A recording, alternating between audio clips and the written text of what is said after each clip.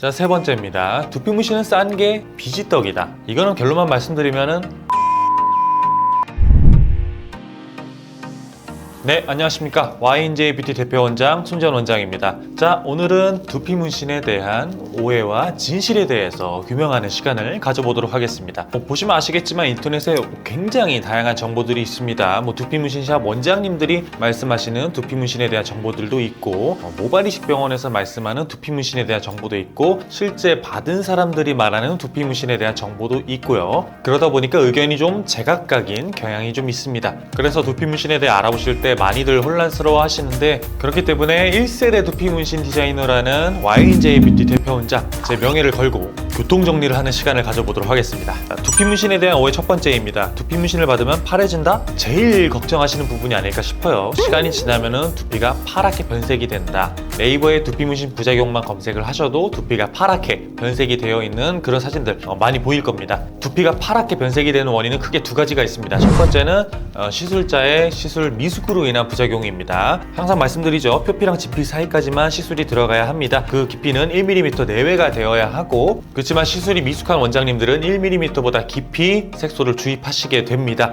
찍찍찍 푹, 찍찍찍 푹, 이렇게 말이죠. 진피층 밑으로 주입이 된 색소는 넓게 퍼지게 돼서 저희가 피부 위쪽에서 봤을 때는 퍼렇게 넓게 퍼져 보이는 그런 현상이 일어나는 겁니다. 이렇게 진피층까지 주입된 색소가 파랗게 비쳐 보이는 현상을 틴달 현상 혹은 틴들 현상이라고 표현을 합니다. 지금 말씀드린 경우는 시술 직후에 바로 표가 납니다. 두 번째 경우는 처음 시술 받았을 땐 괜찮았는데 시간이 지나고 나서 파랗게 보이는 현상인데요. 이건 엄밀히 말씀을 드리면 사실 처음부터 시술이 잘못된 결과이긴 합니다만, 처음에는 티가 나지 않았기 때문에 나중에서야 티가 나는 그런 경우라고 생각을 하시면 됩니다. 시간이 지나서 색소들이 빠질 때 진피 상부층까지만 주입이 되었던 색소들은 자연스럽게 빠져나갈 터인데, 그 많은 점들 사이에 깊게 주입된 진피층까지 들어갔던 색소는 빠지지 않고 남아 있습니다. 시간이 흘러서 그 진피층까지 들어갔던 색소들만 눈에 띄기 때문에 두피가 파랗게 보이는 그런 현상입니다. 이도 마찬가지로 틴들 현상이겠죠. 결론은 뭐냐? 방금 말씀드렸던 것처럼 제대로 주입이 된 색소들은 시간이 지나면 자연스럽게 빠지게 됩니다.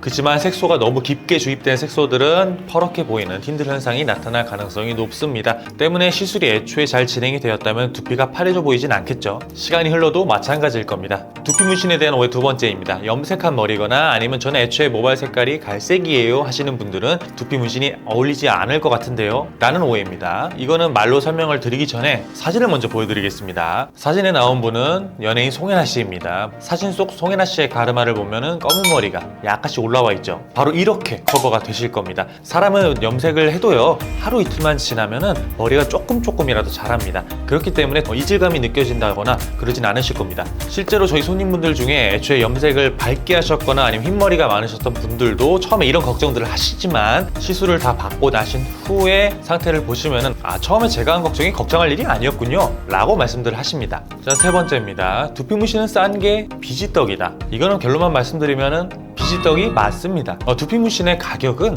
명함 하나 정도에 60만 원이다 라고 알려져 있지만 사실 부르는 게 값입니다. 해당 샵 원장이 본인의 기술력에 어느 정도의 값을 매기는지는 그 원장님의 자유예요. 자신이 있는 원장님은 굉장히 비싼 가격에 시술을 할 것이고요. 이제 막 샵을 오픈한 원장님들이거나 경력이 없는 분들은 본인 실력에 아무래도 자신감이 떨어지기 때문에 비싼 값을 부르지는 않을 겁니다. 주로 오픈 할인 이벤트 이런 걸 많이 하긴 하죠. 어찌 보면 당연한 겁니다. 예를 들어서 비싸게 받았다가 본인이 시술을 망쳤어요. 그걸 보고 고객님들이 느끼시기에 내가 돈을 이만큼이나 냈는데 하고 비싸게 받았으면 비싸게 받았을수록 더 화가 많이 날 거라는 생각에 비용을 좀 적게 받는 겁니다. 그렇다고 해서 그럼 무조건적으로 비싼 업체가 잘하는 업체냐? 그건 아닙니다. 가격이 높은 업체는 어느 정도의 실력이 기반이 되어 있다, 받침이 된다라는 척도가 될 수는 있으나 100% 정확하진 않습니다. 해당 업체들의 유지 비용이라든지 광고 및 마케팅으로 지출한 비용들 등등 이렇게 나가는 돈이 많으면 당연히 들어오는 돈도 많아져야 되기 때문에 시술 단가 자체가 높게 책정이 되는 그런 경우도 있긴 합니다. 그렇게 높게 책정된 가격대를 보고 구독자분들이 느끼시기엔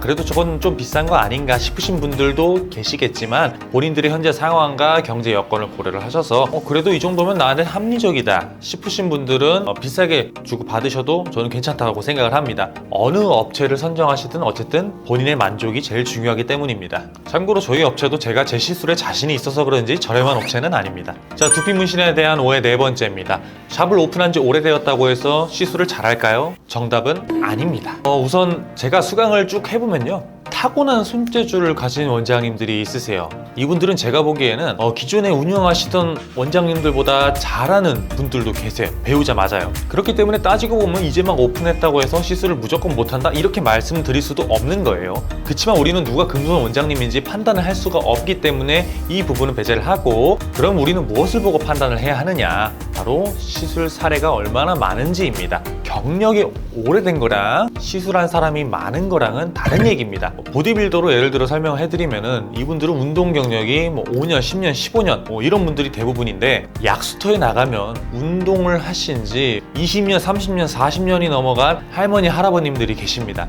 근데 그렇다고 해서 이분들 몸이 보디빌더 분들 몸들처럼 식스팩이 있거나 팔이 두껍거나 척추가 올곧게 서 있거나 그러진 않습니다. 이것처럼 같은 시간을 사용하더라도 얼마나 효율적으로 사용했느냐에 따라 결과물은 달라집니다. 시술도 마찬가지입니다. 10년 동안 손님을 100명 받은 원장님이 있다고 했을 때 1년 동안 100명 시술한 원장님이랑 비교를 한다고 하면은 과연 어느 원장님이 더 잘하는 원장님이라고 말할 수 있을까요? 좀 더 극단적인 예를 들어서 10년 동안 100명 시술한 원장님, 2년 동안 200명 시술한 원장님이 있으면은 여러분은 어느 분에게 시술을 맡기실 건가요? 자, 두피 문신에 대한 오해 다섯 번째입니다. 두피 문신은 겨울에 받는 게 좋다? 정답은 사람마다 다르다입니다. 두피 문신은 겨울에 받는 게 좋다라는 얘기는 왜 나왔냐면은 땀 때문에 그렇습니다. 두피 문신 색소 자체가 땀과는 상성이 그렇게 썩 좋지는 않기 때문에 시술 받는 기간 동안만큼은 땀을 최대한 안 흘릴 수 있으시면 안 흘리는 게 좋다라고 모든 업체들이 아마 다 안내를 하고 있을 거예요. 근데 아시겠지만 여름은 상대적으로 겨울에 비해서 사람들이 땀을 더 많이 흘립니다.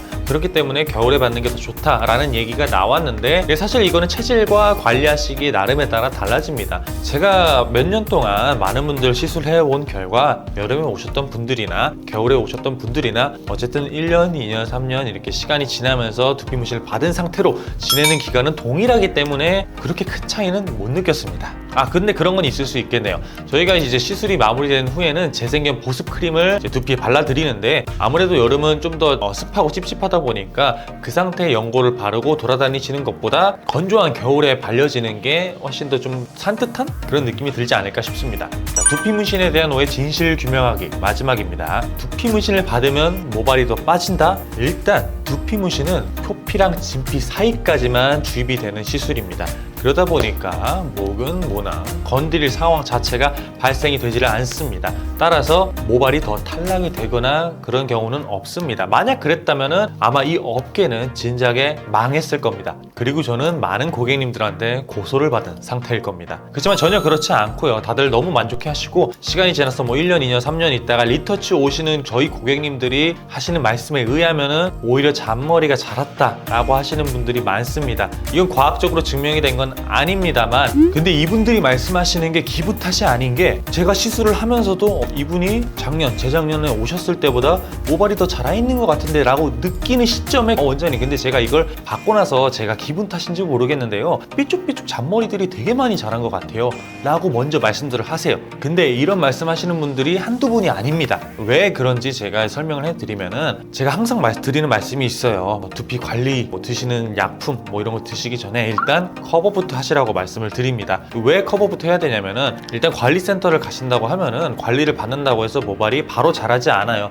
그렇지만 사람은 투자 심리, 보상 심리라는 게 있기 때문에 뭔가에 투자를 하면은 빨리 결과물을 보고 싶어 합니다. 근데 투자한 만큼 결과물이 안 나오니까 조마조마하고 스트레스를 더 받기 시작한 거예요. 그러다 보니까 그 스트레스로 인해서 자라야 될 머리들이 자라지 않게 됩니다. 쉽게 말해 창과 방패 싸움이 돼버리는 거죠. 관리로 인한 발모 효과 vs 스트레스로 인한 탈모 효과, 이렇게 말이죠. 자, 그런데 이렇게 두피 문신이나 모발 이식 혹은 가발로 먼저 커버를 해버리면은 일단 머리에 신경이 안 쓰이게 됩니다. 신경이 쓰이지 않는다는 건 스트레스를 받지 않는다는 거고, 스트레스로 인한 호르몬 불균형이 생기지 않는다라는 뜻입니다. 즉, 스트레스 때문에 자라지 못했던 머리들이 스트레스를 더 이상 받지 않으니까 자랄 수가 있게 된 거죠. 실제로 사람은 스트레스 받는 상황에 많이 노출이 되면은 모발이 쉽게 빠집니다. 근데 그 스트레스, 그 원인이 해결이 되면은 그 스트레스로 인해서 빠진 모발들은 어느 정도 복구가 많이 됩니다. 참고로 말씀드리면은 두피 문신을 받으면은 나중에 모발 이식을 받을 때 팽창률이 떨어진다 라는 이야기가 있는데요. 이거는 사실 아무도 모른다가 정답입니다.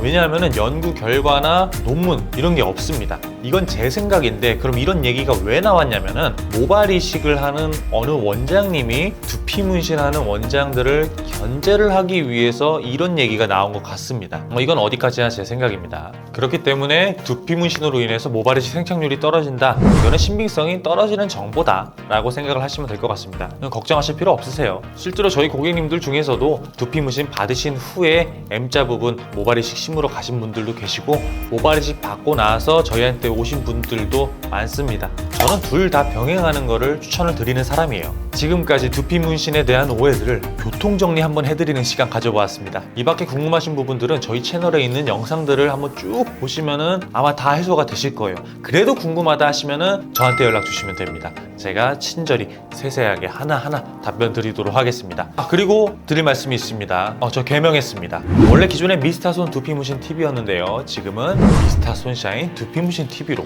채널명을 바꿔보았습니다. 왜 바꿨냐면 기존의 미스타손이라는 이름은 의미가 사실 없습니다. 제가 손씨인 거 말고는 의미가 없어요. 근데 미스터 손샤인은 무슨 의미냐면은 갈모인분들에게 한 줄기 햇살 같은 희망이 되어주겠다라는 의미로 개명을 하게 되었습니다. 2024년 청룡회가 밝았습니다. 저는 앞으로도 더 유익하고 좋은 영상으로 찾아뵙도록 하겠습니다. 지금까지 미스터 손샤인 손지현 원장이었습니다. 감사합니다.